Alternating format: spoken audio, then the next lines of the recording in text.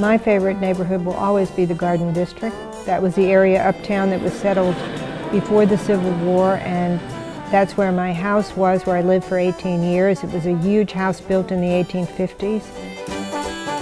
I always loved the Greek Revival style houses with the Corinthian columns and the Ionic columns and the beautiful cast iron railings everywhere and fences and gardens, beautiful gardens exploding with all kinds of exotic blooms.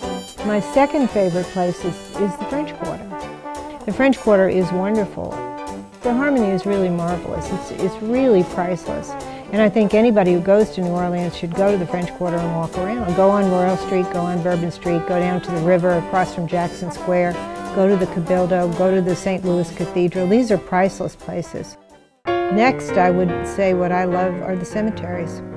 The beautiful old cemeteries. The Lafayette Cemetery is very beautiful, right in the middle of the Garden District. This house didn't look like this when we were about to buy it. This house was in disrepair.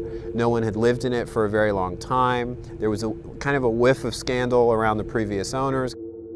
And I did not want to live here. It was dark and it was creepy and it looked haunted to me. Everyone's reaction to the house that I brought in was, "Are you scared here?" I wasn't afraid that I was going to see a ghost. I wanted to see a ghost.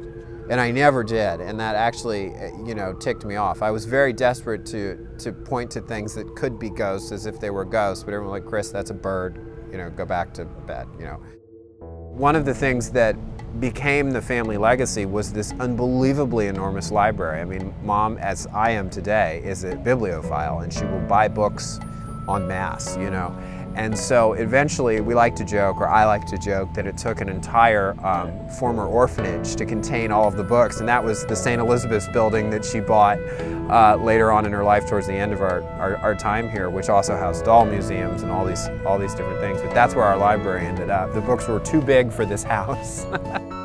Even though I was born on the West Coast, I tell people, born on the West Coast, all the important, messy, painful, disappointing, wonderful stuff happened in New Orleans.